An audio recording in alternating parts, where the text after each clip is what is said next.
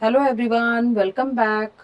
आज हम बात करेंगे बॉन्डिंग मॉलिक्यूलर ऑर्बिटल और एंटी बॉन्डिंग मॉलिक्यूलर ऑर्बिटल के बीच के डिफरेंस के बारे में। तो स्टार्ट करते हैं। Bonding molecular orbital are formed by symmetrical overlapping of atomic orbital. तो जैसा कि हम पहले डिस्कस कर चुके हैं कि bonding molecular orbital atomic orbital की सिमेट्रिकल ओवरलैपिंग से बनते हैं। इसका मतलब ये है कि जब दो एटॉमिक ऑर्बिटल इन फेज ओवरलैपिंग करते हैं, या हम कह सकते हैं कि इनका सेम वेव फंक्शन साइन होता है, तो बॉन्डिंग मॉलिक्यूलर ऑर्बिटल फॉर्म होते हैं। On the other hand, anti bonding molecular orbitals are formed by asymmetrical overlapping of atomic orbitals.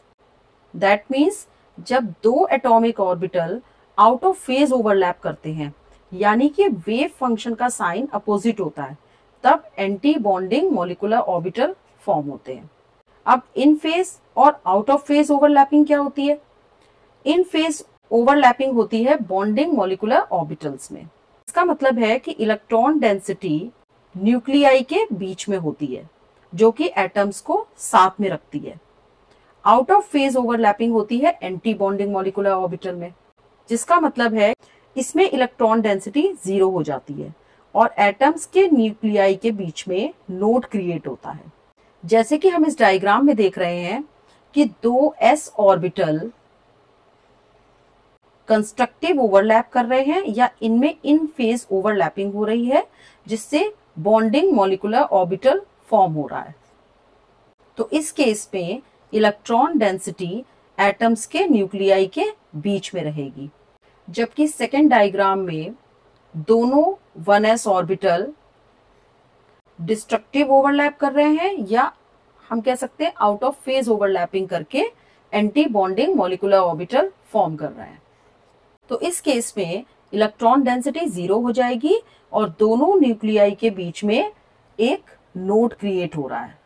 यहां भी हम देख रहे हैं कि दो एटम्स के ऑर्बिटल सिमेट्रिकल ओवरलैप कर रहे हैं, जबकि एंटी बॉन्डिंग मॉलिक्यूलर ऑर्बिटल के केस में दोनों एटम्स के ऑर्बिटल अनसिमेट्रिकली ओवरलैप कर रहे हैं।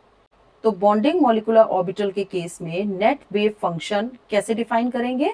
Sai is equal to psi 1 plus psi 2।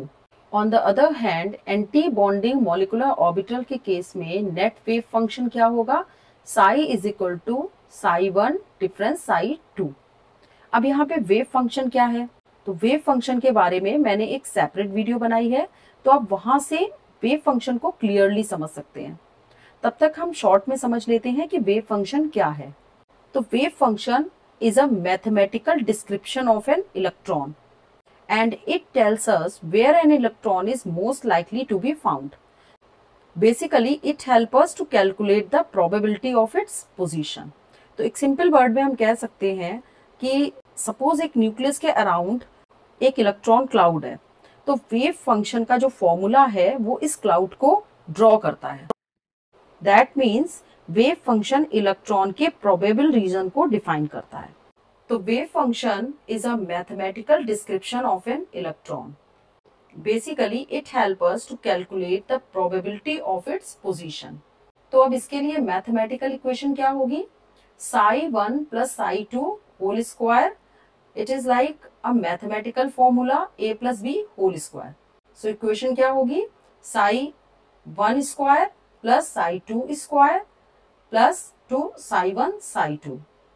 Thus, there is more probability of finding an electron in bonding molecular orbital. अब इस इक्वेशन में एडिशन का मतलब constructive interference of wave function है, और ये शो करता है कि यहाँ पर इलेक्ट्रॉन डेंसिटी हाई है। अब इलेक्ट्रॉन डेंसिटी हाई होने का मतलब है स्ट्रॉन्ग अट्रैक्शन, और स्ट्रॉन्ग अट्रैक्शन का मतलब स्ट्रॉन्ग बॉन्डिंग। तो इसीलिए बॉन्डिंग मॉलिक्यूलर ऑर्बिटल से एटम्स के बीच स्ट्रॉन्ग बॉन्ड बनते हैं। On the other hand, anti bonding molecular orbital के केस में वेव फंक्शन की इक्वेशन क्या होगी? साई 1 डिफरेंस साई 2 का whole square is equal to psi 1 square plus psi 2 square minus 2 psi 1 psi 2. अब यहाँ पर subtraction means destructive interference of wave function है, अब इसमें दोनों न्यूक्लियाई के बीच में वेव फंक्शन कैंसिल आउट होगा और नोड क्रिएट होगा। तो इसका मतलब क्या है कि जो इलेक्ट्रॉन डेंसिटी है वो बॉन्डिंग रीजन से दूर शिफ्ट हो जाएगी, that is formation of weak bond. तो anti bonding molecular orbital bonding molecular orbital के कंपैरिजन में वीक होते हैं ड्यू टू डिस्ट्रक्टिव इंटरफेरेंस। अब नेक्स्ट डिफरेंस क्या है? Bonding molecular orbital have low energy level. तो बॉन्डिंग मॉलिक्यूलर ऑर्बिटल की जो एनर्जी होती है वो तो पेरेंट एटॉमिक ऑर्बिटल के कंपैरिजन में कम होती है। अब क्योंकि एनर्जी कम होती है तो ये ज्यादा स्टेबल होते हैं। But in case of anti bonding molecular orbital they have high energy level. तो इनकी जो एनर्जी होती है वो पेरेंट एटॉमिक ऑर्बिटल के कंपैरिजन में हाई होती है, इसीलिए ये लेस स्टेबल होते हैं। अब बॉन्डिंग मॉलिक्यूलर ऑर्बिटल के केस में इलेक्ट्रॉन डेंसिटी दोनों न्यूक्लियाई के बीच में कॉन्सेंट्रेट होती है, जैसा कि हमने पहले वाले पॉइंट में डिस्कस किया था कि इसमें इन फेज ओवरलैपिंग होती है और इलेक्ट्रॉन डेंसिटी दोनों न्यूक्लियाई के बीच में कॉन्सेंट्रेट रहती है, जिससे ये दोनों एटम को क्लोजली होल्ड रखती है। But in case of anti bonding molecular orbital it has node zero probability region between the nuclei, pushing atoms apart। तो क्योंकि एंटी बॉन्डिंग मॉलिक्यूलर ऑर्बिटल में आउट ऑफ फेज ओवरलैपिंग होती है तो इससे जो इलेक्ट्रॉन डेंसिटी होती है वो जीरो हो जाती है और एटम्स के न्यूक्लियाई के बीच में नोड क्रिएट होता है, that pushing atoms apart. Bonding molecular orbitals are denoted by sigma और pi, while anti-bonding molecular orbital are denoted by sigma star, pi star। अब नेक्स्ट पॉइंट है कि बॉन्डिंग मॉलिक्यूलर ऑर्बिटल से जो बॉन्ड फॉर्म होते हैं वो स्टेबल होते हैं, क्योंकि बॉन्डिंग मॉलिक्यूलर ऑर्बिटल की जो एनर्जी होती है वो लो होती है, जबकि एंटी बॉन्डिंग मॉलिक्यूलर ऑर्बिटल से जो बॉन्ड फॉर्म होते हैं वो लेस स्टेबल होते हैं क्योंकि उनकी एनर्जी हाई होती है।